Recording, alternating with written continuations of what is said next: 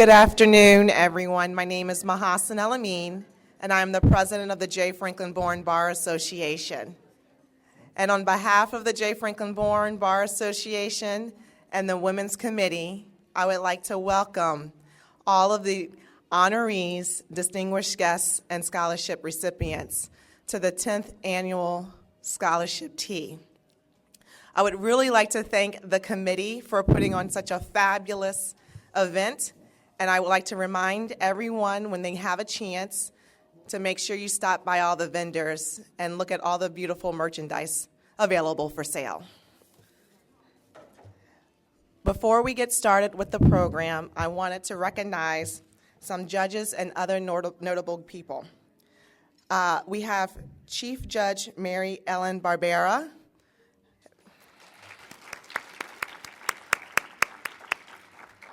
I believe we have a representative from Congressman Christopher Van Hollen's office present, or we were hoping that they would be here.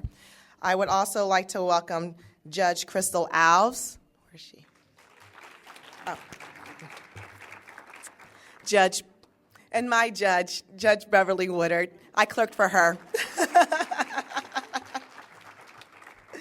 Magistrate Althea Jones.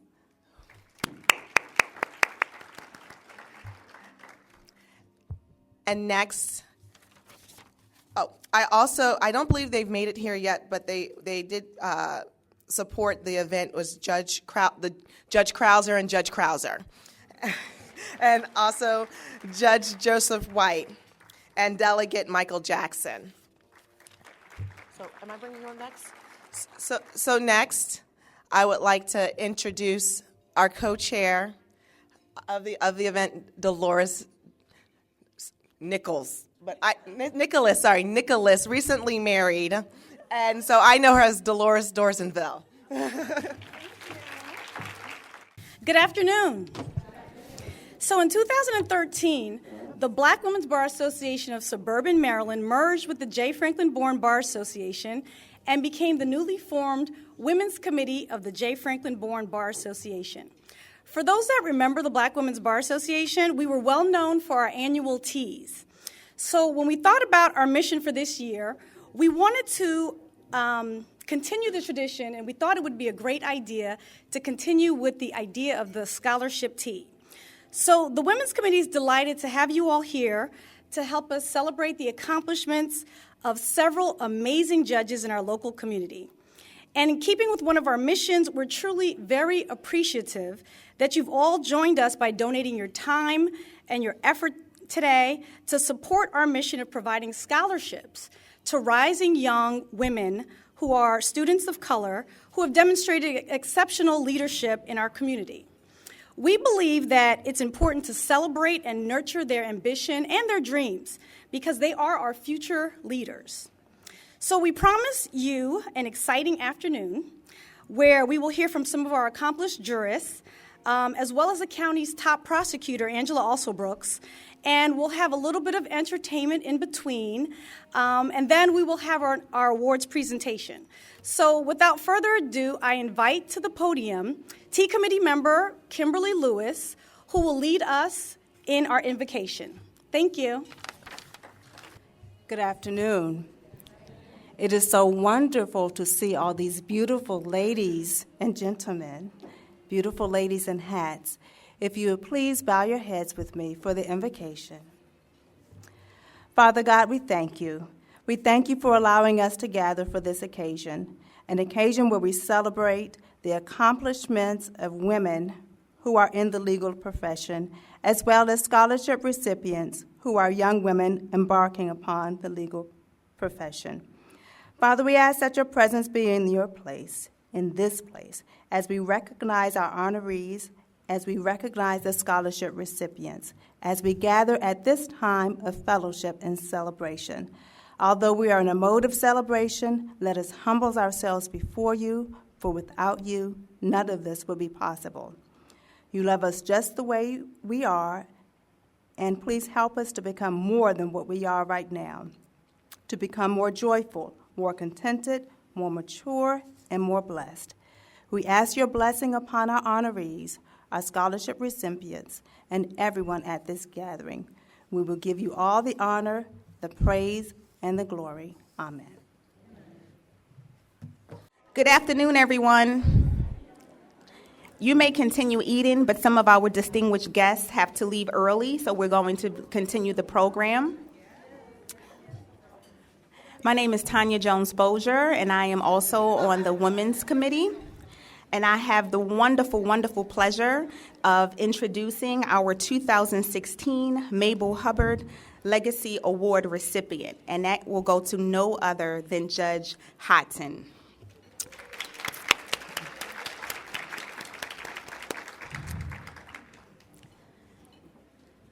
Judge Houghton knew she wanted to be a lawyer early on in life. And after much hard work, not only has she achieved her goal of practicing law, but she has also become the first African-American woman to sit on the Prince George's County Circuit Court. Judge Houghton was born on April 20th, 1954, and grew up in Northeast Washington, D.C. It was there, in her family's apartment, that she first set her sights on practicing law. After graduating from high school, Judge Houghton went to study at the University of South Florida's New College. She earned her law degree from Howard University in 1979, and in 1985 was hired as an assistant state's attorney for Prince George's County. She moved on to private practice, working as an associate with Farlington, Smallwood, Wells, and Wyroth from 1989 to 1992. And then as a solo practitioner specializing in litigation. Judge Houghton's dedication and thoroughness paid off with her appointment in 1994 to the District Court of the Prince George's County. After only 1 year and a half, Judge Houghton was elevated to the Circuit Court, becoming the first African-American woman to hold this position in Prince George's County. Circuit Court Judge William Missouri called Judge Houghton's appointment a tremendous landmark.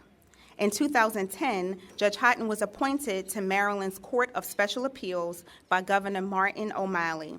She is the first African-American woman to serve on any Maryland appellate court. Judge Houghton became a member of the Maryland Court of Appeals, the state's highest appellate court, in December 2015. So you can understand why this award was so befitting, as Judge Mabel Hubbard was the first African-American judge in the state of Maryland. So without any further ado, if you can help me in welcoming Judge Houghton to the stand.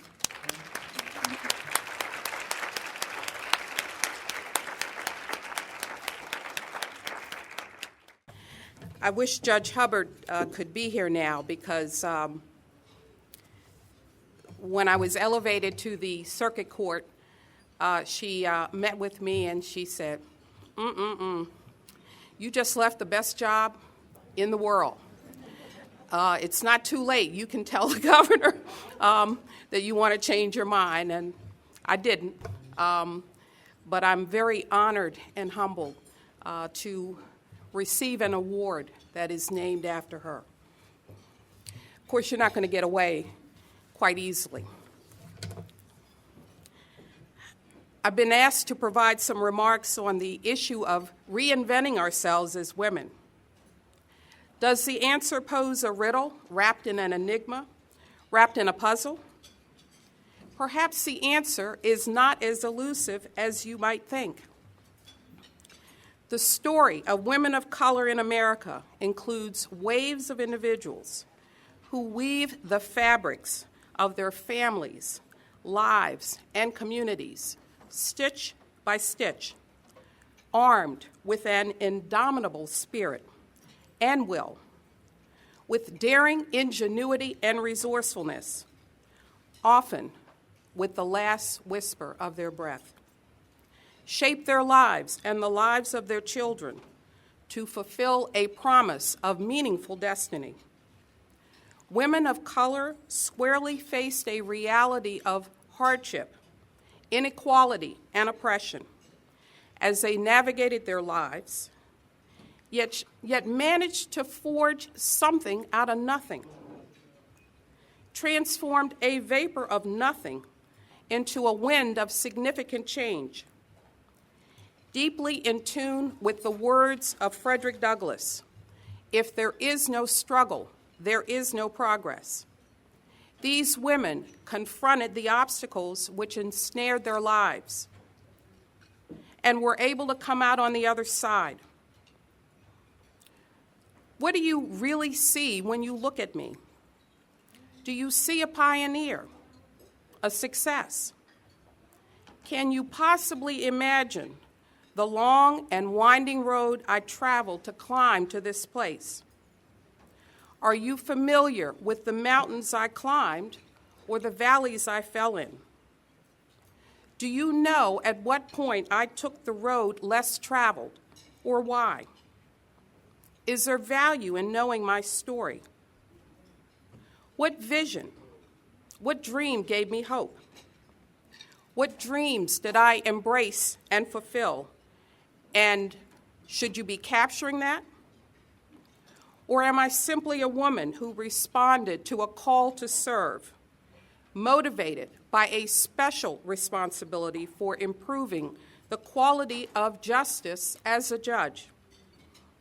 In fact, why focus on dreams or hope at all? Hope is defined as entertaining a wish for something with some expectation, to be confident, to trust, to persist in a wish for something against the odds. Hope is the fuel of a dream. Hope is the promise of a dream.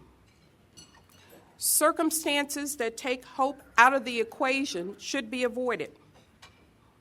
There is always a choice in the dreams you embrace and the path to fulfillment. Admittedly, a choice is better appreciated when the landscape of circumstances is fully explored, the stakes are evaluated, and the strategies are vetted. But there is always a choice. Know the rules of the game you are playing in life. She who appreciates the rules can control a significant measure of the game and play it effectively, provided you are strategic in your moves. Reinvent yourself by creating your own vision of your own dream. Empower yourselves. Don't expect someone else to empower you. Don't blame circumstances for what you are. Situations are transient, and the beating of the wings of time are fragile. Get up and find the circumstances you want. And if you are unable to locate them, create the circumstances that you want. Dream and dream big. As you explore that dream, have faith in God. Faith is believing in what the eyes cannot see. Don't block God's plans and blessings for you. Recognize the promise and the hope of each new day. Don't let anyone rent space in your head without your consent. Listen carefully and observe with an eye towards attention to detail. Be strategic in your moves in life. Evaluate your worth. I'm going to repeat that. Evaluate your worth. And do not sell yourself short. Learn to be flexible like water when you need be. Treat everyone fairly and respectfully. It ain't over till it's over. So take care in choosing your pallbearers, because even a hopeless situation can turn around on a dime. In closing, don't try to walk in my footsteps. Walk in your own. Good luck, and may the force be with you.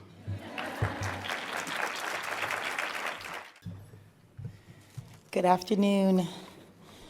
Those were wonderful remarks. Thank you, Judge Houghton. Thank you. I have the honor of introducing our keynote speaker today, the Honorable Pamela J. Brown. Pamela J. Brown has served as an associate judge for the District Court in Howard County, Maryland since 2002.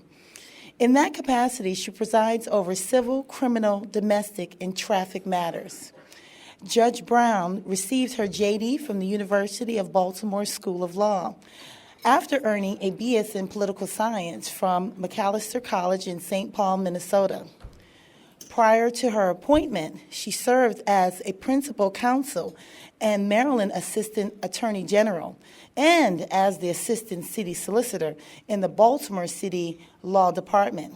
She's a frequent lecturer, locally and nationally, on ethics, tort liability, litigation techniques, gender equity, domestic violence, trial advocacy, civics, and professionalism. She has served as an adjunct professor at the University of Baltimore School of Law and on the faculty of the Southern Eastern National Institute of Trial Advocacy, the Maryland Judicial Institute, and a lecturer for the Defense Research Institute. Judge Brown is the former chair of the ABA Government Lawyers Division and the ABA Commission on Domestic Violence, and is a current member of the Executive Committee of the Conference of Specialized Trial Court Judges and the chair of the American Bar Association Gavel Committee. She also serves as a member of the ABA Task Force on Human Trafficking, the board of the Maryland Bar Foundation, and is the current president of the Maryland State Bar Association. Judge Brown has been deeply involved in the community and is a past president of the Metropolitan Baltimore YWCA and the first woman of color to serve as the president of the Bar Association of the Baltimore City and the Howard County Bar Associations. Her civic activities are extensive and include past service as the chair of the Hickory Ridge Village Board and co-chair of the Howard Family and Sexual Violence Coordinating Council. She is the former member of the Board of Directors of the Howard County Board of Social Services and the Maryland Lupus Foundation. Judge Brown's honors include being named as one of Maryland's top 100 women, Alumnus of the Year at the University of the Baltimore Law School, the Leadership in the Law Award from the Daily Record, YWCA Leader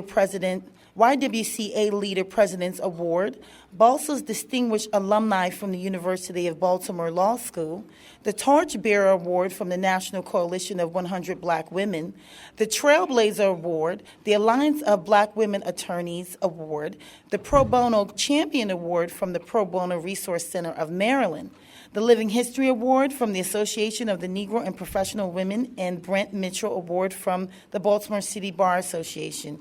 She's also been recognized nationally and is the recipient of the American Bar Association's prestigious Nelson Award, the Difference Maker Award from the ABA General Practice and Solo Firm Division, and the Distinguished Citizens Award from Macalester College. Judge Brown is a member of the Warren Mitchell Law Society and the Harry A. Cole Judicial Council, the Howard County Bar Association, and the Bar Foundation, the Women's Bar, the Monumental City Bar, and the Alliance Black Bar Women Attorneys. Judge Brown resides in in Columbia with her husband, Christopher Robinson, and has 2 adult children. Now, her esteemed titles do include being a wife and mother of 2. Her proudest accomplishments include her daughter, who is a graduate of Spelman College, who graduated in 2014 and is in the Peace Corps in Togo, West Africa. And her son received his master's in business from the University of Maryland Smith School. And after a brief time with the Jacksonville Jaguars, he is now a millennial still searching. They're allowed. Amongst Judge Brown's favorite people include Congresswoman Barbara Jordan. And also, finally, if this were not enough, Judge Brown finds time to be an avid reader, loves travel and adventure, especially ziplining and a beach anywhere, but is particularly fond of Cape May. Without further ado, Judge Pamela Brown. Okay, a bit of an obituary there. Well, thank you so very much for that kind introduction. It really is truly an honor for me to be here and to be part and privy to be part of the company of this wonderful organization. I'm reminded of being with so many of you when the Women's Bar Association of Suburban Maryland hosted a gathering in Upper Marlboro. Now, it took me 15 minutes after I got by the courthouse to find the law firm, but we had the privilege then of having the first woman African-American judge in Maryland, the late Mabel House Hubbard, join us for that occasion. So it really is coming full circle. That was really a grand day, and now look how far we've come. That was over 12 years ago, I believe, and progress has been made, I would submit, but frankly at a snail's pace. The theme today was going from first to many. Before going forward, I would like to acknowledge again our Chief Judge, the Honorable Mary Ellen Barbera of our Court of Appeals. And of course, we've just heard from Judge Houghton for those eloquent remarks. Judge Peter Krauser is there from our Court of Special Appeals, all paving the way for others to follow. There are so many judges of the circuit and district court that I fear I would miss someone. So instead, I give you a collective shout out and would ask that all judges from whatever jurisdiction you hail from, please stand so that we may recognize you.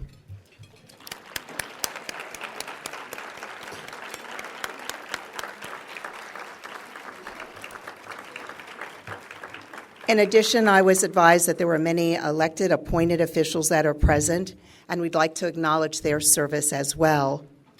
I was at an event, and I heard someone say, "It's just taking too long. We know who these people are. We should just skip that." And honestly, at the time, I probably concurred, my goodness, to some extent. But you've been at an event where a person's name is called, they stand up, there's applause, they sit down. The next person stands up, there's applause, they sit down. And finally, someone doesn't stand up, everybody's looking all around the dais and the room, and finally they say, well, that person's not here. And it could take 20 minutes before you got to where you needed to go. But when I heard that comment from the person that was sitting next to me, I reflected a little bit further. Because from as far as I can remember, and that's over 50 years, where there were events where we gather, whether it be a church dinner, an NAAC banquet, a social club event, where folks gathered that were in a leadership role, certainly they were acknowledged as a matter of respect to them, but I really think the larger purpose was and is so that we, the community, could physically see them. Because quite candidly, if you can't see it, it is really hard to believe it and believe the possibilities. So that's just my little soapbox about acknowledging people when we're in a room, that I realize that it does take time, but seeing is believing. And that's why I think it's important to continue with that tradition. When I was asked to speak today, I was really in a quandary of what would be something of interest and very much in keeping with this joyous occasion for which we all gather here today. I was advised that we were really speaking of women and how they've moved forward in our community and a vision for the legal profession. There are words that are on a frieze at the National Museum of History, and it says, a country, it must believe in its past, it must believe in its future, it must above believe in the capacity of its own people. So to learn from the past that they can get a judgment in creating their own future. And that was Franklin Delano Roosevelt, and it was in 1941. So I would say to you on this joyous occasion, there are still serious problems that continue to plague our society as a whole, and communities of color in particular. I submit that we are finally seeing the fruits of those who in the past died, marched, prodded, shouted, demanded, that our courts, that our boardrooms, that our positions of leadership in our legislative branches of government, state, local, and national be realized, and that discrimination end and economic and social change come about. Having said that, our profession, the legal profession, still has a long way to go. The study that came out last year that was reported is that the legal profession is the least diverse of all the professions. That means doctors, dentists, accountants. They have more diversity in those professions than we have in the legal profession. There may be a lot of root causes for that, predominantly pipeline issues, I would submit, but there's still problems that we need to address. So I have 5 things I'd like to leave you with, and please eat. I can handle the clinking, so I really don't mind. The first is overcoming burdens. Women of color have always had challenges. It's been said that unfortunately we have, quote, the burdens of both and the privileges of none. Now I know that there are at least 4 generations, I'm looking at some of them right there, that are here today. We have baby boomers who are going to know exactly what I'm talking about. We have Generation X, Generation Y, and those millennials.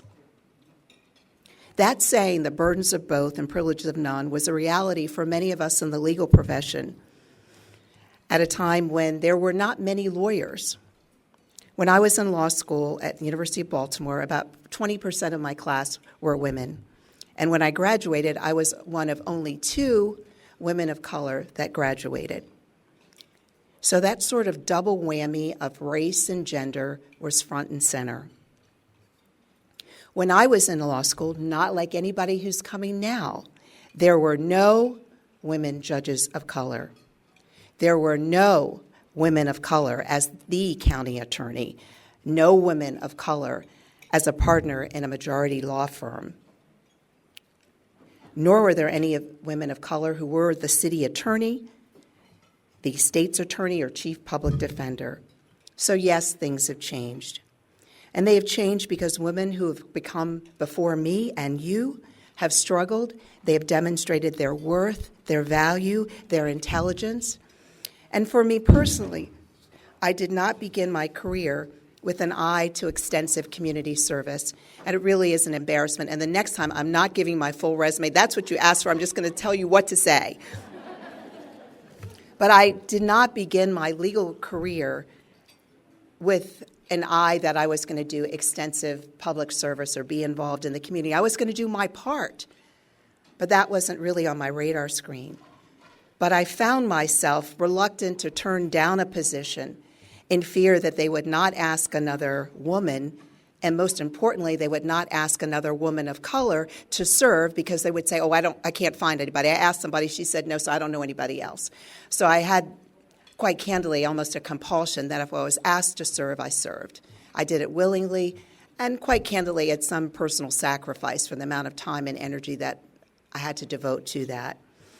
I look out in the audience today, and you all are some fierce, and that's in the common vernacular, and dynamic women, business owners that are gathered here. And I know that we have someone who is in her 90s, and we're so blessed and pleased to have you, and hopefully you'll buy some hats from her. We have distinguished members of the legislature, heads of commissions, law students, law clerks, daughters, mothers, aunties, and grandmothers. We all are women on a mission. Second thing, be agents of change. I challenge you, I challenge me, I challenge the collective us to try to do something and do it now. Not do it tomorrow, not do it the day after that or the day after that, but do it today. That we've got to be about the business of being facilitators of change, growing and empowering girls and women in our community. There's a quote, and it's each day comes bearing its own gifts. Untie the ribbons. Ruth Ann Schabacher. And that's what we have to do. Untie those ribbons of the gifts that we've each been given. Third, harness our energy in constructive ways. At this point in my life, I think I've really tried to be as candid in most of my public engagements as possible because I think that's the appropriate thing to do and not to mince words, so I'm not going to.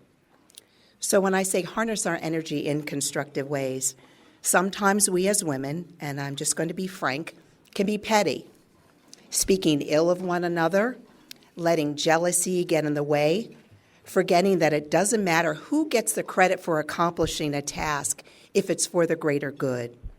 Now, this certainly is not restricted to gender or race.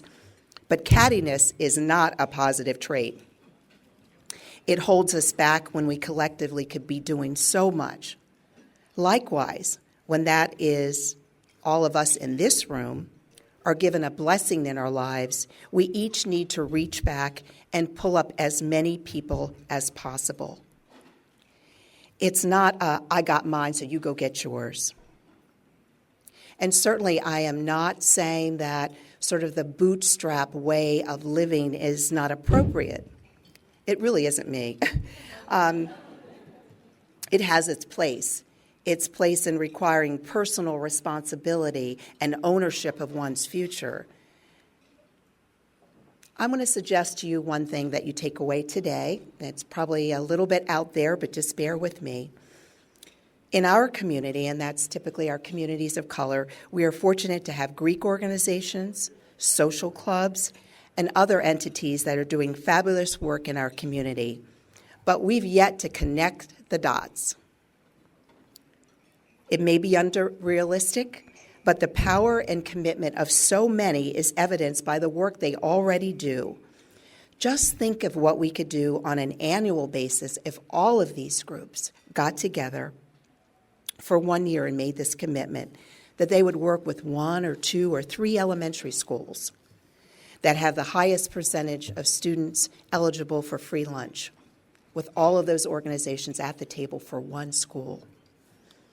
They could be involved in providing mentorship, opportunities for range and funded field trips. We know field trips just don't happen, and for elementary school trips to the museum, to an art gallery, anywhere.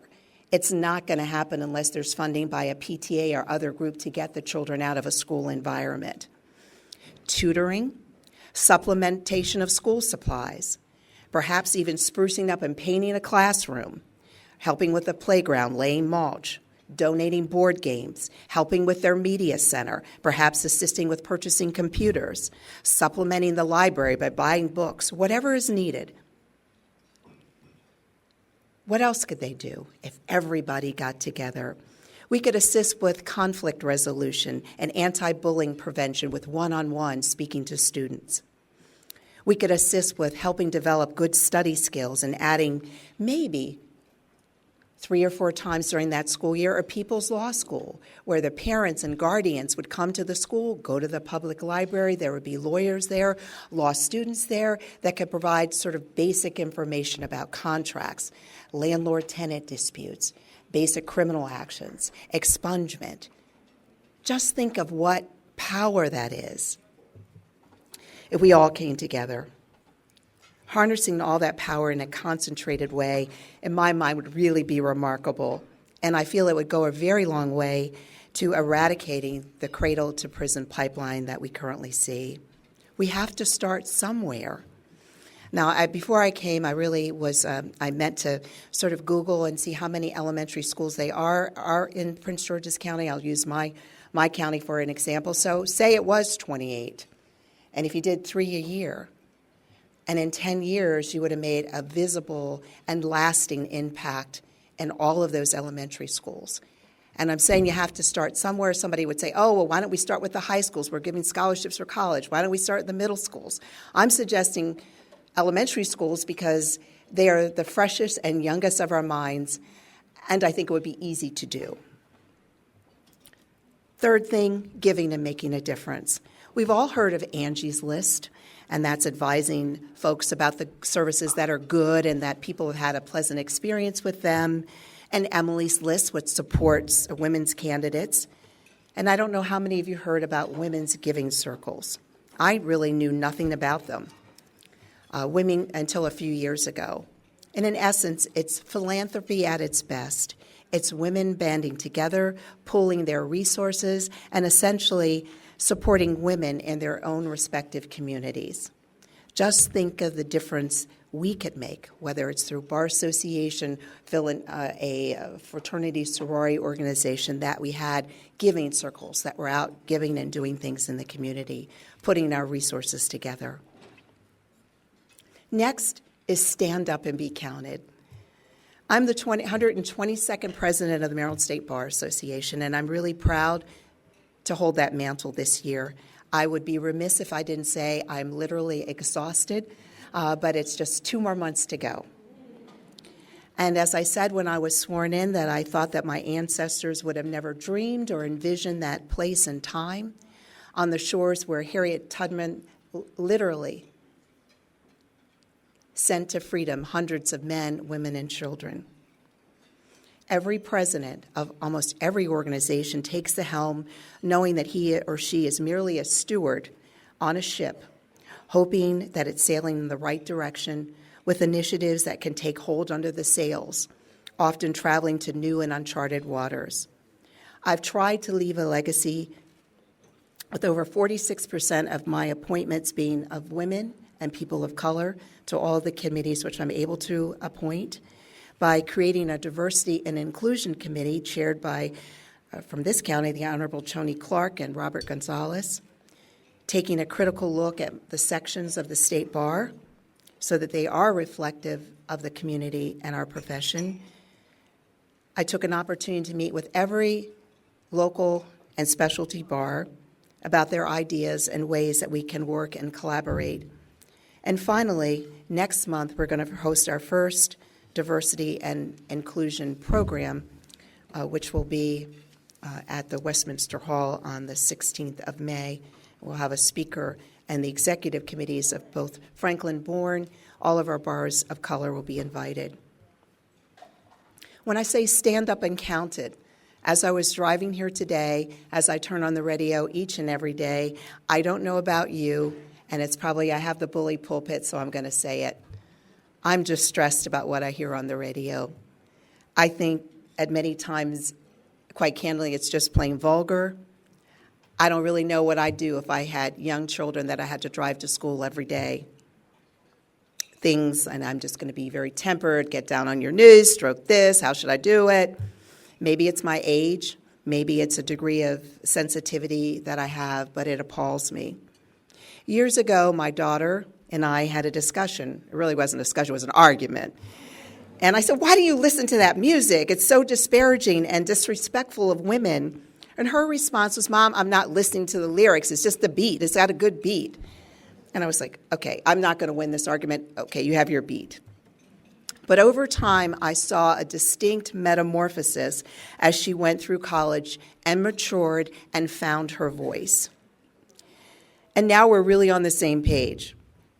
We have to say enough is enough. And I'm not going, how do you do that? Do you say I'm not going to support a radio station that plays the music or advertisers that advertise for their products? Because at the end of the day, we know it's a financial constraint there. And also there's a First Amendment right, a free speech right that's critical, and artistic freedom, which is critical. But if we don't buy it, who are they going to sell it to? So it has to start somewhere. So I challenge us to stand up and be counted. One of the other initiatives, women are always, not always, but in many respects, the caregivers of their family, of the community at large. And one of my initiatives this year was to promote wellness among attorneys and law students. And law students, our growing population of law students, when you look at the data, have significant challenges, both financial and their physical well-being with respect to depression and stress is very, very high. So what can we do?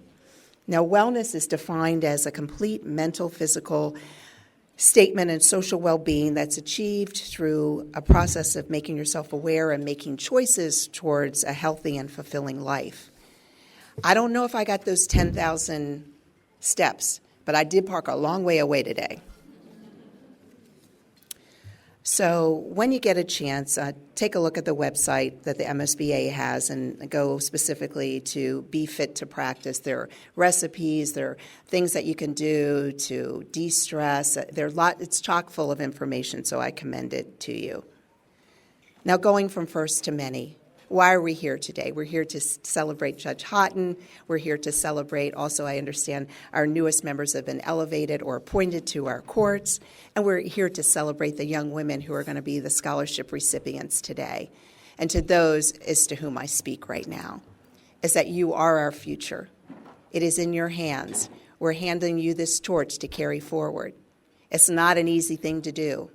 It's running a race. And it really is a race. It really is a marathon. It really is an ongoing process of you putting one foot in front of the other, day after day, hour after hour, as Judge Houghton said, to achieve your goal, to find your value, your self-worth. In closing, here's something I hope you'll consider. Remember, I am only one, but still I am one. I can't do everything, but I can still do something. And because I cannot do everything, I will not refuse to do the something that I can do. So I charge you, do something. Do something for the profession, whatever profession that you're in. The majority of those that have gathered here today are in the legal profession. Do something for your community, the community in which we live, the village that we call our home. And finally, do something for yourself. It really is a distinct honor and pleasure to have been before you today. I wish you well, and to the scholarship recipients, you are our pipeline. You are our future. You stand on the shoulders of so many, and they're here for you day after day. It's just to pick up the phone. When the persons who were here today that stood and were recognized as your judges, none of us got here on our own. We all stand on the shoulders of someone else. So Godspeed and God bless, and thank you very much.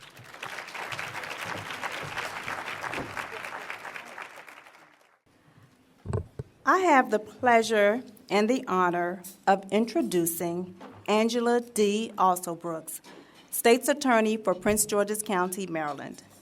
In 2010, by an overwhelming majority, the citizens of Prince George's County elected Angela Alsobrooks to serve as the county's State's Attorney. She is the first woman to be elected to the office in Prince George's County. She's a lifelong resident of the county. As State's Attorney, Ms. Alsobrooks leads a staff of 90 attorneys and 100 professional administrative staff responsible for prosecuting people accused of committing crimes. She plays a key role in public safety and strives to carry out her responsibilities as the county's top prosecutor in a firm, fair, and consistent manner. Under her leadership, prosecution rates have risen and remained steady over the past 5 years. Alsobrooks and her office have been a major factor in the record crime reduction the county has seen over the last 4 years.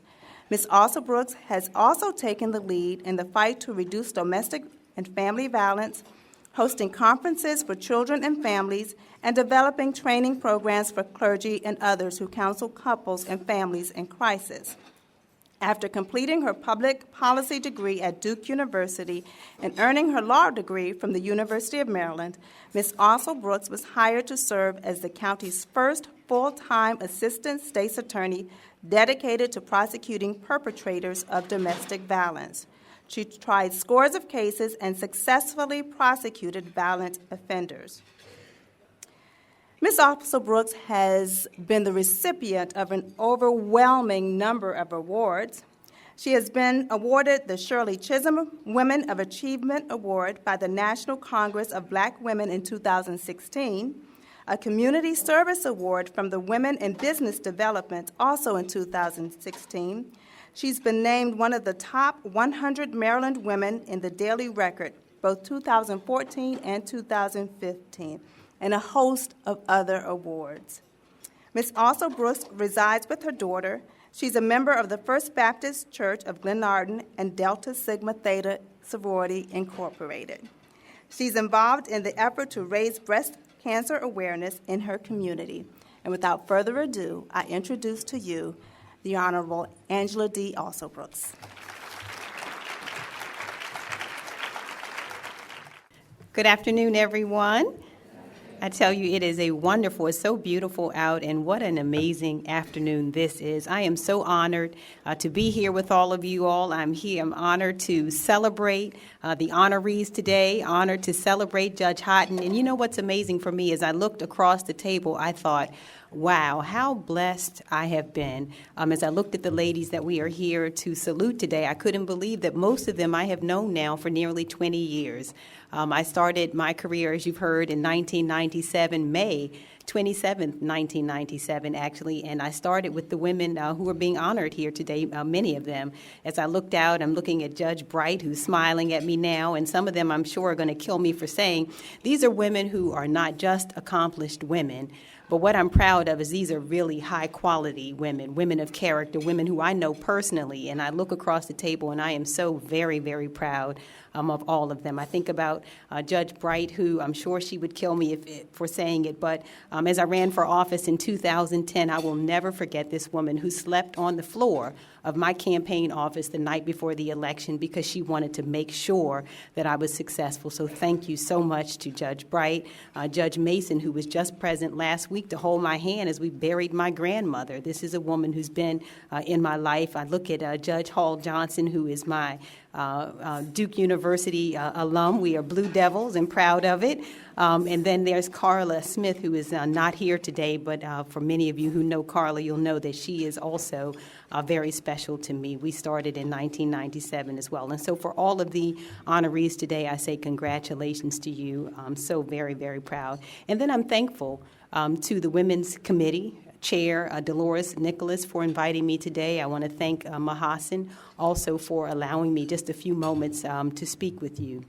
These really are wonderful times in spite of all of the challenges that we face for women who have an opportunity like I have to serve our communities. And so I should say to all of you a very heartfelt thank you for the opportunity that you have given me as well. I am a woman, a proud Prince Georgian. I have spent all of my years, and I've been proudly saying, I step back as well, that 45 years, I recently celebrated becoming a middle-aged woman. February, I marked that I am very proud now that I am firmly and solidly a middle-aged woman, but I have spent all of those years here in Prince George's, and what an honor it has been for me to be able to serve the community that raised me, that has given me every opportunity that I have had, and it is in large part to the women in this room.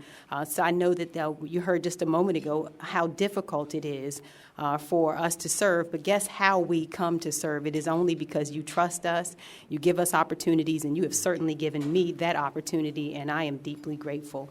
I want to say congratulations as well to all the scholarship recipients. When I say that today's tea is significant to me, it really is, not just because my friends are being honored here, but because many years ago, when I was a young woman, before I was a middle-aged woman, I was actually one of the recipients of the J. Franklyn Bourne Scholarship, and I remembered how proud I felt coming to the luncheon where we were honored. I came with my mother, and I was just so excited and so grateful to be a scholarship recipient. And so I say to the young women who are receiving those scholarships, the recipients today, that as I think back to where I was at that point, you're worried sometimes about what the future holds. And I say to each of you, oh my gosh, really put your seatbelt on. You are in for an amazing ride, an absolutely amazing ride. And it starts with all of the accomplishments that you've already been able to amass.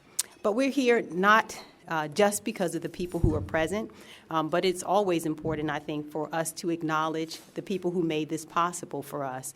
And so even as we celebrate today the women who are being acknowledged, as we celebrate the young women who are coming behind us, it is difficult in a room like this not to acknowledge the folks who were responsible for us getting here. I think about Charlotte Ray, who in 1872 became the first African-American woman in the United States of America to become a lawyer. She was a graduate of Howard University School of Law and went on to be the first female admitted to the District of Columbia bar. She was likewise the first woman admitted to practice before the Supreme Court of the District of Columbia. And but for Charlotte Ray, many of us could not be here. We could think likewise of Patsy Mink, who in 1948, if we move forward a bit, was an Asian American woman who was denied entry into 20 medical schools simply because she was a woman. But Patsy wasn't going to give up. She wasn't going to stop. She wasn't going to be deterred. And so she decided that the best way For her to fight for that acceptance would be through the judicial process, and she was smart enough to apply and then to become accepted into the University of Chicago School of Law, which she graduated from in 1951. She was a bad woman, like many of the other women who have come after her. And then we think about our present-day heroes or sheroes. When I think about Justice Sonia Sotomayor, and I think about U.S. Attorney General Loretta Lynch, how encouraged I am about the women whose shoulders we currently stand on. I was so very proud of U.S. Attorney General Loretta Lynch as she was appointed, and you know, many of us who watched from afar how difficult that whole journey was for her. But the grace and dignity that she displays at all times is something that makes me so very proud. But as I think about her appointment at a season like this, I think about how appropriate it is to have her voice at a very important time. We think about, for example, all of the uprising around Freddie Gray and the many other incidents around the country, and we think about U.S. Attorney Loretta Lynch, and I think about some words she spoke that I will never forget, where she stood with her feet planted and said, you know, in a time like this, when we are tempted to turn to the twin pools of retribution and revenge, she said, we don't have to. We simply turn to the law. And I thought how profound and strong this is. But if she hadn't been there, she would never have had the opportunity to bring the calm that she could bring by her very presence and also by her very words. And so we think about Loretta Lynch. And then I think back to Justice Sotomayor, who also gave us some words of wisdom that I think are helpful for us today. I love what she said when she talked about not only the importance of the folks who have come before us, but said to us that it won't be enough for us to sit back and rely on the folks that we see on television or in the news to be role models for our young people. She reminded us of the significance of remembering that we need in flesh and blood individuals today present among us who can encourage our young people. And she said this in a beautiful quote when she said, when a young person, even a gifted one, grows up without proximate living examples of what she may aspire to become, whether lawyer, scientist, artist, or leader in any realm, her goal remains abstract. Such models as appear in books or on the news, however inspiring or revered, are ultimately too remote to be real, let alone influential. But a role model in the flesh provides more than inspiration. His or her very existence is confirmation of possibilities one may have every reason to doubt, saying, yes, someone like me can do this. And that is truly the challenge, I think, of today for each of us, is to remember that it is not simply enough to have not only the folks of the past, but even some of the ones who have accomplished things today. We have to remember that for those who still need us, who need the role models, who need the inspiration, who need the encouragement, we have to be there for them. And I have to tell you that I am so encouraged and I am still excited because I see even among us that our future is in good hands. When I think about Christina Jones, who I happen to see sitting here today, who is one of the young assistant state's attorneys in our office, guess what? We are in good hands. Christina Jones is a young woman who is in our juvenile section, who came to me, I guess it's been 2 years ago now, at least. I actually met her when she was a law clerk, and she later came to work for the office, but she came to my office one day and said, quite frankly, you know what? Working in juvenile court and all of this is cool, but it's not enough for me. I am tired of watching these children walk in and out of the courtroom. I wonder whether you might allow me to do something a little more. And she introduced to me a program called I Belong Here, the concept of I Belong Here, a program that deals with truancy for our children and allows us to interrupt the pipeline from schools to prison. And so Christina has really gotten on fire about I Belong Here, and we just now celebrated this past week the 3rd year of this program, and oh my goodness, what an amazing program it is. We are currently in 4 middle schools in Prince George's County. We selected some of the most truant schools in the county, some of which had 60% attendance rates. And I can tell you that through the efforts of Christina Jones, Q Lattimore, I see LaShonta Harris, there's so many in our office who step forward and embrace the children in these schools. You'd be amazed. We just celebrated this year 96% attendance rates, 98% attendance rates. And these prosecutors enter those schools every month and encourage, and you should see the responses. The kids came in last week. We celebrated at Bowie State University through a pep rally to celebrate their success. And you should have seen these children. And I tell you, it made my day, probably made my month, seeing them walk through as many of the young people in the office stood to receive the people coming in, the children from the school, and they clapped for them. Bowie State had the band playing. They had the cheerleaders going. And my goodness, you should have seen these middle schoolers who walked through the door this way as they were being celebrated for their attendance. But this is what it takes. And it is the reason why I am so encouraged, because I know that even among us, we have those who are concerned not just for their own futures, but are concerned for the future of our young people, which really does bring me, I believe, to the final point that I would like to make. And that is, again, as we celebrate all of the success that we have enjoyed, and again, in spite of the challenges that remain, I want us to remember just how far we have come. And truly, we really have come a long way through the hard work of each of you who continue to work on the front lines every day. But you know, of course, that the battle is not over and that we still have many, many challenges ahead of us. And I should remind us that in my own mind, the greatest challenge that we have, and I believe the First Lady Obama agrees and said it so eloquently when she said that the civil rights issue of our day, lest we get confused about it and we look at popular media and they tell us what the challenges are. They say the challenges sometimes are the interactions we have. The only challenge we have are interactions on the street. I have to tell you that I agree with the First Lady that the civil rights issue of our day is education. And it is the unequal education that many of our children and the inadequate education that many of our children are receiving. And I agree with her that this truly is the challenge of our day. In Prince George's County, just as an example, there's a test that is administered to kindergartners. And this test determines whether or not children are ready to learn. And I have recently learned that only 35% of our children who take that test ready to learn when they start kindergarten. What this says to me is that many of our children are starting on an unequal playing ground. If 65% of our children show up in kindergarten and they are not ready to learn, what happens to their education? Well, I can tell you what happens to too many of them. It means that if 65% start and they're not ready to learn, by the time they make it to third grade, many of them can't read. If they finish third grade and can't read, too many of them go to middle school and they become truant. And if they become truant in middle school, by the time they get to high school, many of them are dropping out, some as early as ninth grade. This is the challenge of our time. It is no secret that nearly 70 to 80% of all the violent offenders who we prosecute in the courthouse every day are individuals who have dropped out of high school. It is not a mystery what is happening to many of our young people, and I believe that it is a cause that we must take up, most especially in our profession. If we care about the future of our young people, I believe that we must insist that they have an equal and an adequate, not just equal, that they have an adequate education and that they have a genuine opportunity to compete and to be productive as they go forward. And so this, for me, really is the great challenge of our time. I can tell you that in our work, that challenge is not just that they are not ready to start, but many of them have their educations interrupted because of trauma. You have heard that we have spent a great deal of time working around the issue of domestic violence.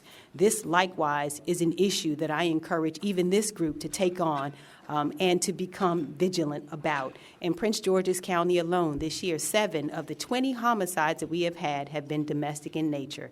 And 12, over the last 2 years, we have had 12 children murdered in Prince George's County, many of them 2 and under. This, to me, is an emergency. These are really, really urgent times. And what happens to too many of our children, as we talk about domestic violence, children are the invisible victims of domestic violence. We see many times the adults who are affected, but what we don't see are these children who observe violence in their homes every day. And what happens to the children who observe domestic violence, and many of who are assaulted in other ways, is trauma affects many of our children in much the same way, for example, as attention deficit disorder, which means that these children show up in classrooms, and if they are unable to focus, to sit still, if they're anxious, many of them will show up. The signs for educators will say, wow, this is a child who is suffering from attention deficit disorder. And instead, what they're suffering from is trauma. is trauma, and so their educations are interrupted. And so this, again, leads many of these children down a pathway that interrupts their education and too often leads them directly into our criminal justice system. These are issues that I believe we can correct. They are issues, the great moral issues of our time, that I think we have an affirmative obligation to correct. And I think that there is no profession better situated than ours to be on the front lines, to continue to be on the front lines of these issues, to ensure that every child and every family has an opportunity to succeed and to have a seat at the table. And so the work is there, but so is the will. Again, as I think back to where we've come from, again, if I think back to Charlotte Ray, who had the courage, even in 1872, to submit herself as a woman for the bar, as I think about Sonia Sotomayor and about Loretta Lynch, as I think about Christina Jones and LaShanta and Donica and all of the others who are currently working, I know that this is a fight that we can win. And so again, I say thank you to each of you for what you do every single day in your respective practices. I say congratulations to all of the honorees today, and I say congratulations again to the scholarship recipients. Thank you for inviting me here today. I thank you for the opportunity to have a few words, and then I thank you most especially really for the opportunity of my life. This has been a joy to represent this county, again, the one that raised me, and I thank you for that every day. I am having the time of my life, I should tell you. It's been wonderful, and is all due to you. So thank you so much. May God continue to bless each of you, and may God continue to bless this association. Thank you. Good afternoon, everyone. I just wanted to remind you all that we still have raffle tickets if you're interested in participating. They're $5 a ticket, and you can win one of those lovely baskets of tea and teapots, etc. And they will be going toward the scholarship fund.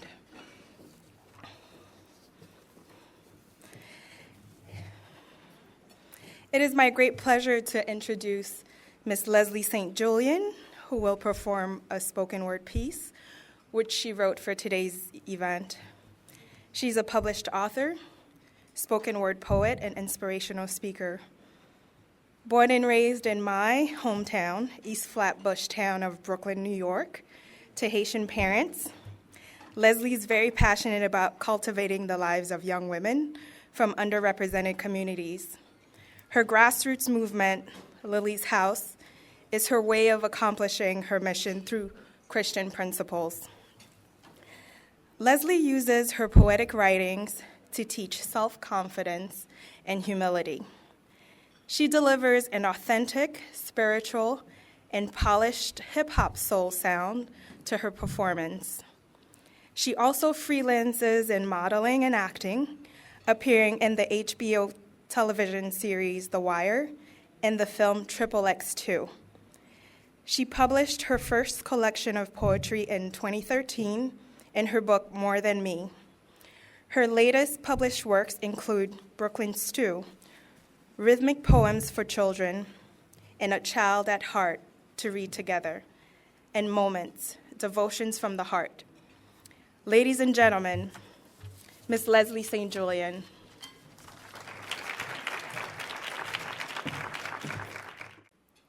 Thank you, everyone, for having me. Thank you, Regine. And thank you to the J. Franklyn Bourne Bar Association for having me. Congratulations to all of the women being honored and recognized today. This is your day. Without further ado, it's poetry time. I say again, it's poetry time. Get your fingers ready to snap and your hands ready to clap because it's poetry time. It's poetry time. Get your fingers ready to snap and your hands ready to clap. And ladies, if you want to remove your hat, it's poetry time. We are more than black girls who rock colorfully unsilenced so the rocks won't ever have to cry out.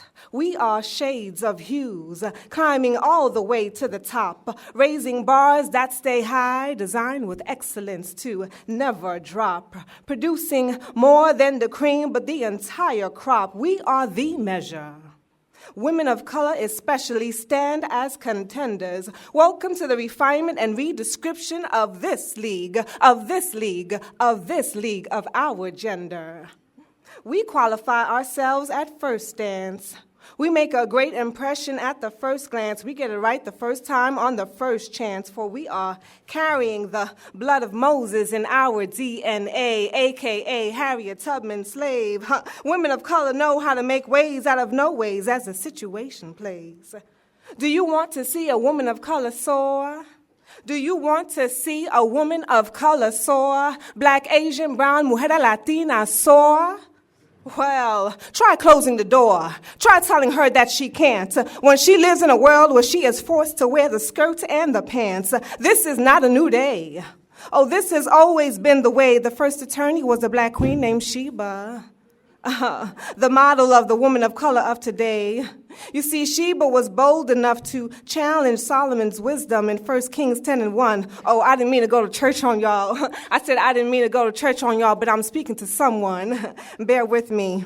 You see, putting his reputation to the test, Queen ensued with a light of questioning to settle her unrest. Queen Sheba's crossed exam proved Solomon's knowledge to be well professed. You see, this thorough queen didn't want to take anyone's word for what was heard on the streets through and through. She had to see it for herself, then gave credit where it was due. You see, she didn't bad talk or play a hate. She praised Solomon with much grace. She confirmed his good reputation and let the brother have his place. But what Solomon didn't realize is that she was the wood to the fire. For since that day, Queen Sheba got all of her heart's desires. So with that being said, to all of the women in this room, you were made to own it all. Continue to raise that bar, ladies, and be sure to never let it fall. Remember that we are the temperature that makes the weather, and that weather is hot. I say again, we are the temperature that makes the weather, and that weather is hot, always coming for the first seat and for the very first spot. Women of distinction are equipped to break barriers that carry her from the back of the bus, knowing where to take our seat, and that seat is not behind us. We are the head and not the tail. We score exceedingly well, and these results are numbered, not just pass or fail. So if anyone is concerned about the management of our pace, just take a look at this room. Just take a look at this room. I think we're fine in this case. See, there is power in this room, and there is surely power in numbers, increasing from the first. Increasing from the first. I say increasing from the first to a multitude of wonders. On the Haitian flag, there's a seal that reads, "Unity makes strength." So be sure to hold each other up, women, as you climb up the ranks. We have made it through struggles and surely survive majestic defeat. But we need to keep on soaring to maintain our seats. In other words, don't get comfortable. So after having properly prepared by getting through our trials, we don't adjust, but we enhance the standards on file. So said, so done. Let me leave you with this one. God has chosen you to be the great daughters and heirs to his son. Let us recall that a woman was entrusted with carrying in her womb. I say again, let us recall that a woman was entrusted with carrying in her womb the first and only emancipator who was never found in his tomb. They couldn't kill him then, making us unstoppable now. Let it be known, dear queens, that we have earned our crowns. We've come a long way, and we have surely traveled far, from the last to the first, or shall I say, beyond the bar. You have gone beyond the bar. You have gone beyond the bar. I want every woman to stand up in this room if you have gone beyond the bar. I have gone beyond the bar. I recognize my professor, and you have gone beyond the bar. You have gone. I said, if you have gone beyond the bar, you better stand up. You better stand up. You have gone beyond the bar. All of our judges. Come on, this is not an easy task. Salute yourselves. Take off your hat and go beyond the bar. Keep soaring, ladies. Thank you.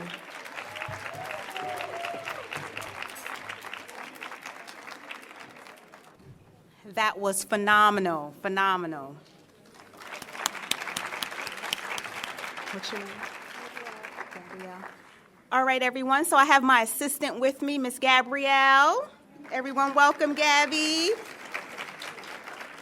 All right, and she's going to pull our first two raffle drawings. Ready? All right. Okay, what do we have? So her name is Laura Novello. Go ahead. Laura Novello. Is Laura here? Is Laura here? Okay, you want another one? Did you want a different person? Okay.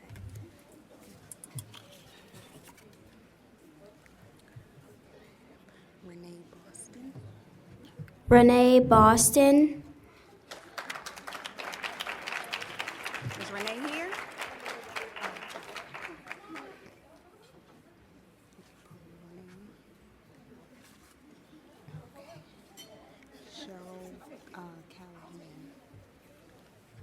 Cheryl Callahan. Good.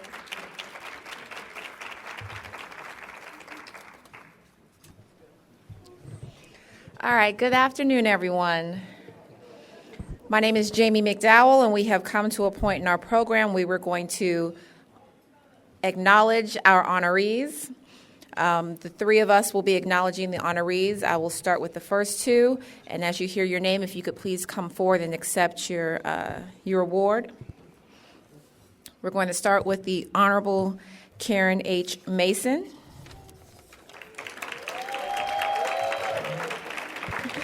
The Honorable Karen H. Mason is an associate judge in Prince George's County Circuit Court and has been so since January 29, 2016. Prior to that, she was an associate judge in the District Court of Maryland, Prince George's County from April 30th, 2012. Prior to becoming a judge, the Honorable Karen Mason worked as an assistant state's attorney in Prince George's County from 1996 through 98 and again from 2000 to 2006.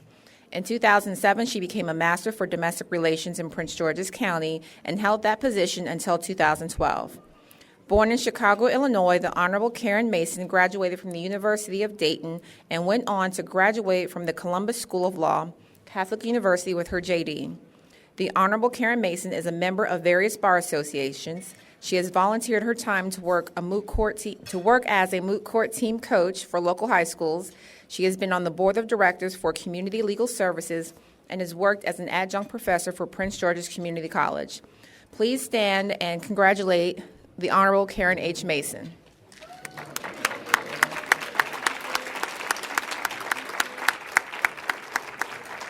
Thank you.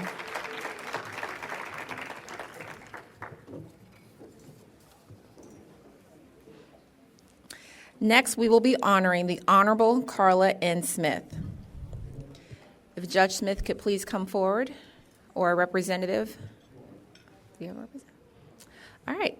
Judge Carla Smith was appointed to the Circuit Court for Montgomery County, Maryland in December of 2014. Judge Smith served on the District Court of Maryland from August 2012 until her appointment to the Circuit Court. She represents the Circuit Court on the Montgomery County Domestic Violence Coordinating Council, the County Executives Council that annually makes recommendations regarding the implementation of best practices in combating domestic violence. Judge Smith has been the chair of the DVCC since February of 2014. Prior to her appointment, Judge Smith worked as a professor for over 15 years. For 5 years, Judge Smith served as the chief of the Family Violence Division of the Montgomery County State's Attorney's Office. During her tenure as Family Violence Division Chief, Judge Smith spent considerable time developing and supporting the operation of the Montgomery County Family Justice Center, a state-of-the-art facility for victims of domestic violence seeking county services. She worked with the Office of the Lieutenant Governor and other stakeholders to draft and advocate for a criminal child neglect statute, which was ultimately signed into law by Governor O'Malley in 2011. Most recently, Judge Smith was awarded the National Education Association's 2015 Mary Hatwood Funeral Award in recognition of her activities in women's rights, which have significantly impacted education and the achievement of equal opportunities for women and girls. She received her Bachelor of Arts degree from the University of Maryland and her Juris Doctorate from the University of Virginia. A lifelong resident of Montgomery County and a product of Montgomery County Public Schools, Judge Smith currently lives in Bethesda with her husband and 3 sons. Although Judge Smith is not here, could we all please stand and give her a round of applause?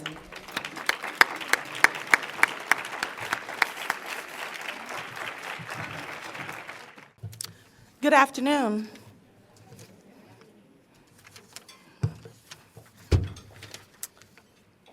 I have the honor of introducing the Honorable Judge Robin Dana Gilbright.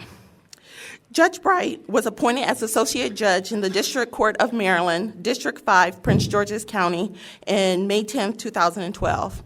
As a judge, she is a mentor for the Court of Appeals pilot mentoring program for new admittees.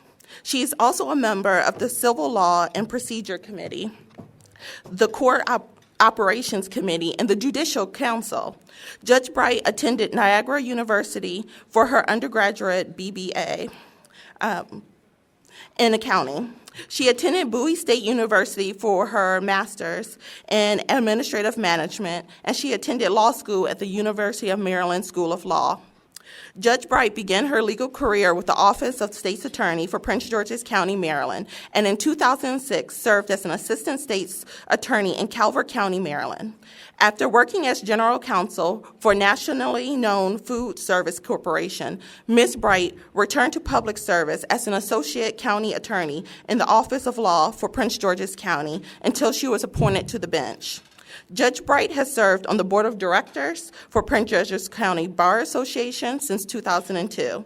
She is a member of the J. Franklyn Bourne Association and Maryland State Bar Association. Thank you all for allowing me the privilege of honoring Judge Bright.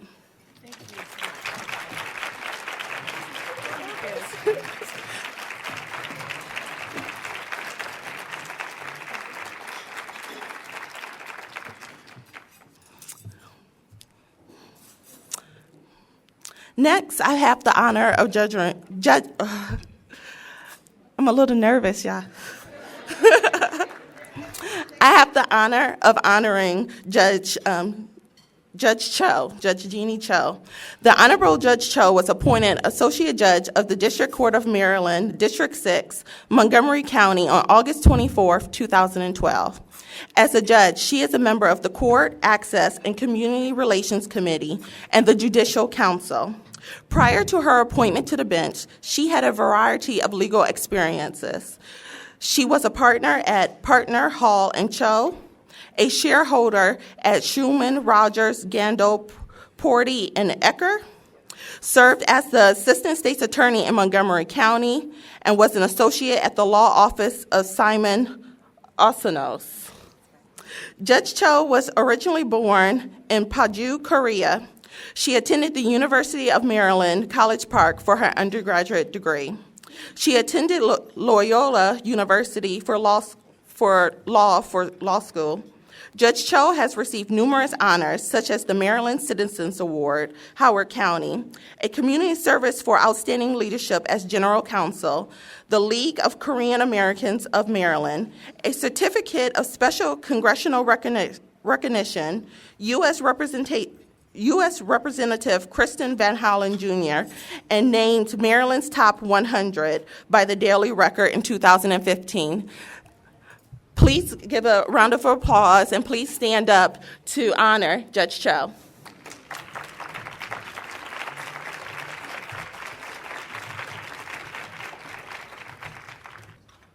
Good afternoon, everyone. My name is Keisha Garner, and I have the pleasure of presenting the honor to the Honorable Lisa Hall Johnson. Lisa Hall Johnson was appointed to the District Court of Maryland, Prince George's County on July 2, 2013. As an Associate Judge of the District Court for Prince George's County, she serves as the Domestic Violence Coordinating Judge, as well as the Secondary Criminal Coordinating Judge. She also serves on the Judiciary's Domestic Law Committee, Protective Order and Peace Order Subcommittee, and the Civil and Domestic Work Group.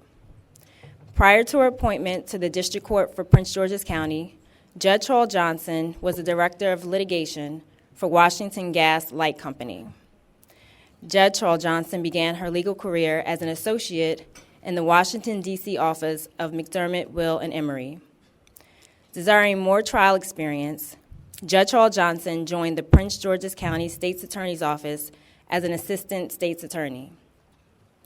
After gaining valuable experience there, she returned to private practice at the Washington, D.C. office of Dixon Shapiro, LLC. Judge Hall Johnson received her BA from the University of Virginia with a double major in economics and sociology. She received her JD from Duke University. I'm sorry. No, you got that right. She received her JD from Duke University School of Law, where she received the Duke Law Advocacy Award, was the first African-American woman to serve as the chairperson of the Moot Court Board, and served as staff editor of the Duke Environmental Law and Policy Forum. Judge Hall Johnson is an active member of various local and specialty bar associations, including the Maryland State Bar Association, where she has served as on a number of committees and currently serves as the chair of the Leadership Academy Committee. And Judge Hall Johnson is my mentor in that committee. In addition to bar activities, Judge Hall Johnson is active in her community. She is currently active with the Prince George's County Social Innovation Fund. Judge Hall Johnson has received a number of awards during her career, including the National Bar Association's Nation's Best Advocate Award in 2012, the Prince George's County Social Innovation Fund 40 Under 40 Award in 2012 for public service, the Maryland State Bar Young Lawyer Section Pro Bono Service Award in 2012, the Maryland Legal Aid Equal Justice Associates Award in 2011, Dixon Shapiro's Core Values Award in 2010, and the Maryland Daily Record Top 100 Women's Award in 2013 and 2016. Please join me in honoring the Honorable Lisa Hall Johnson.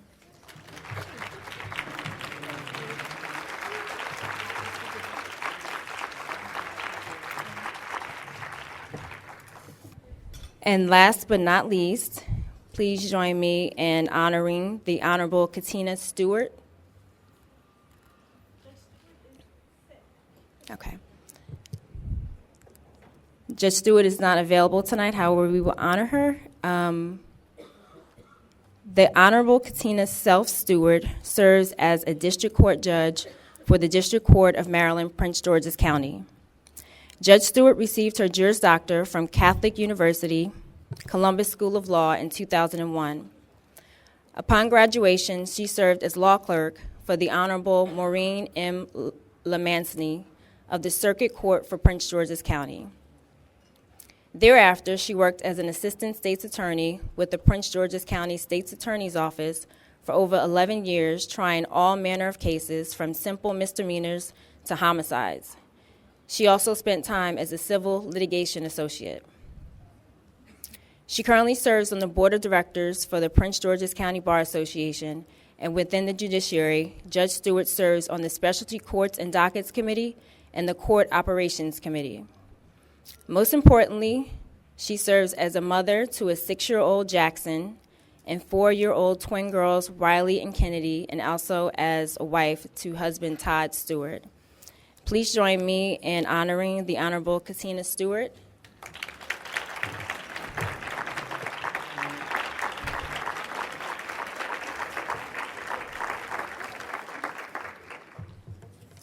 Thank you.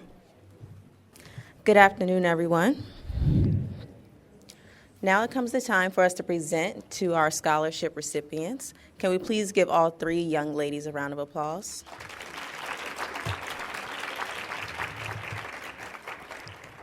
These 3 ladies were evaluated on their commitment to law, academics, and community involvement, and they even interviewed with us to further show their commitment to law and to tell us their future aspirations in the field of law, which they were very high aspirations, and we know they will all reach them because they have strong networks, and these ladies have really, really good heads on their shoulders.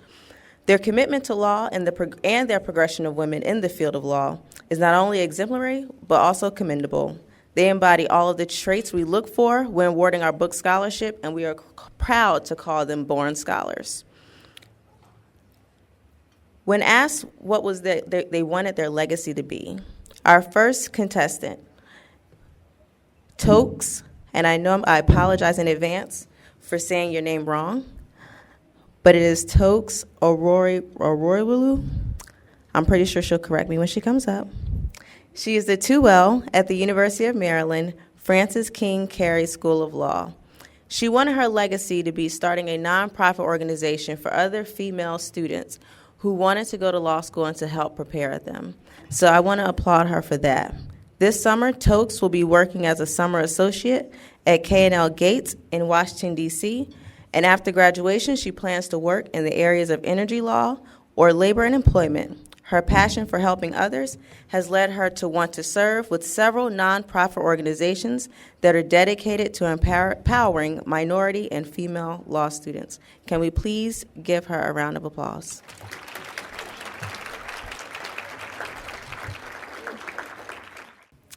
Good afternoon. I have learned that people will forget what you said, people will forget what you did, but they'll never forget how you made them feel. So I really feel honored today to receive this award. Thank you all for making this possible. And I want to thank my family. They can't be here today. And I also want to thank all the administrators at my law school. I see Dean Tobin is here. So thank you, Dean Tobin, and to everyone else at my school that makes our education possible. Thank you.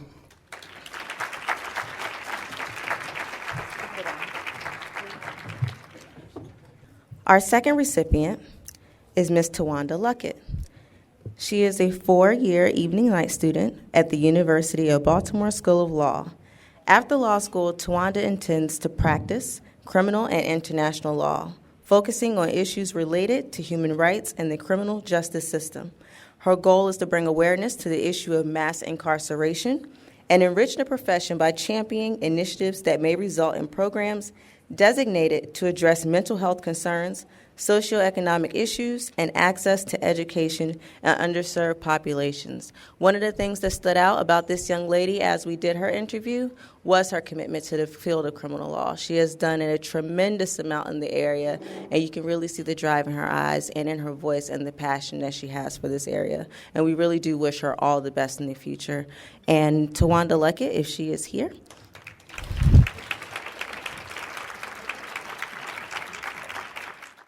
Good afternoon, everyone. I just want to let everybody in the room know how humble I am to receive this. Thank you all for this. I really do appreciate it.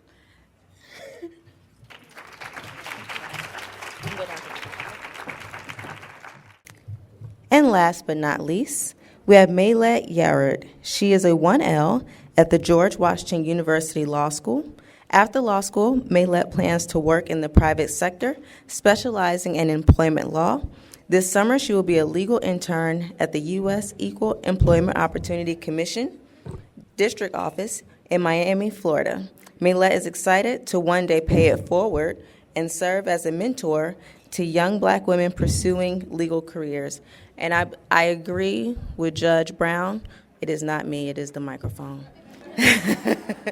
Mayla, if you are here, we ask you to please come forward.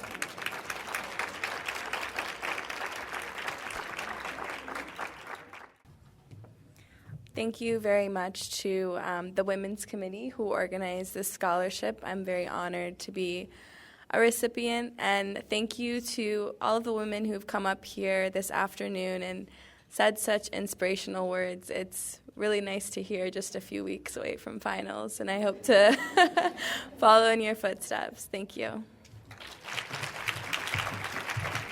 Thank you. And all of the gifts that were just provided were donated by Ryan Middleton for My Best Box, which is one of our also great vendors and donators today. I just wanted to thank everyone for arriving, for coming to fellowship with us, celebrating the wonderful judges. The speakers were amazing and all had a common theme that we all should give back and continue to move forward and hand back as we move forward and just be as responsible as we can be within the community. So I want to thank all of our speakers for coming out. I want to thank all of our judges who are leading by example, who are not only on the bench, but also very active in the communities in which they serve here in Prince George's County, Montgomery County, and throughout the state in various capacities. I'd also like to take this time out to give a special thank you to all of our sponsors. I first want to acknowledge our platinum sponsor, Councilmember Karen R. Tolles from District 7, who is present with us today. If you could please stand up, so that we can. Thank you. Our gold sponsors were Charlene Wills, Jackson and Associates. If anyone's present, if you could please stand up so that we can honor you. Jackson and Associates, thank you. Mrs. and Mr. Sudhir Ladakar, and Thomson Reuters. Our silver sponsors are Chin Law,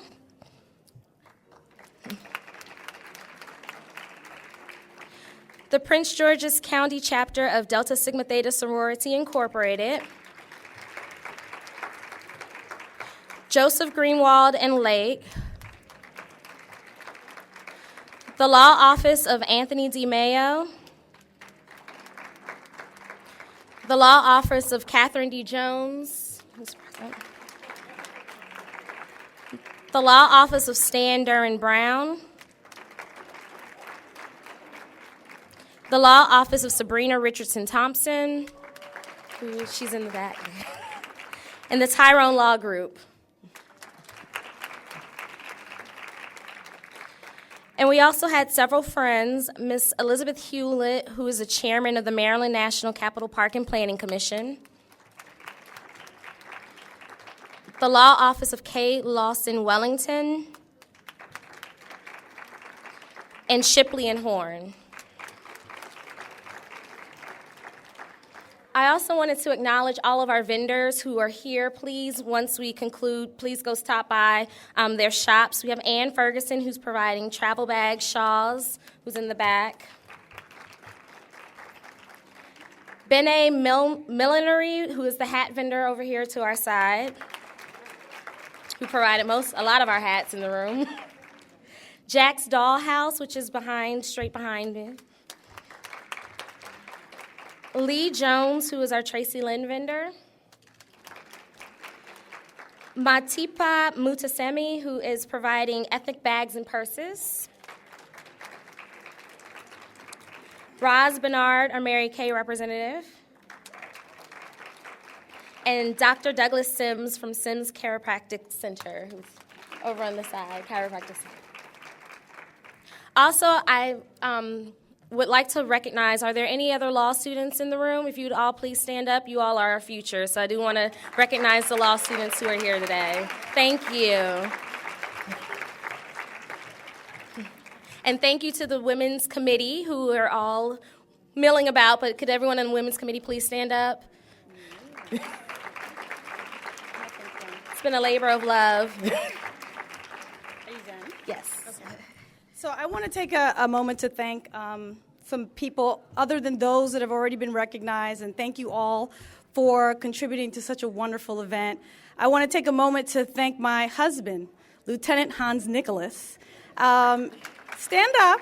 As many of you know, I'm a newlywed, so I want to thank him for his support in allowing me the time to take hours away from the home to put on this event. So thank you, sweetie. I also want to thank a group of incredibly amazing women who worked tirelessly in assisting me to put on this event. I want to thank the Tea Committee crew, and I have some special thank you gifts for you. So as I call your name, please come to the stage. My co-chair, Ashley McFarland. Thank you so much. Tanya Jones-Bozier. Yep, hand them out for me. Catherine Jones. Danielle Moore. Pass them here, sweetie. Regine Latlacar.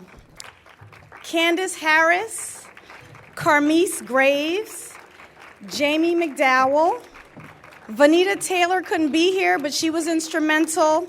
Sabrina Richardson Thompson. Alexandria Lexi Cohen. Keisha Garner. Kimberly Lewis. Joanne Miles, who could not be here today. Thank you so much. This is my tea committee. This could not have occurred without these women. I can't thank you all enough. Come on, come on.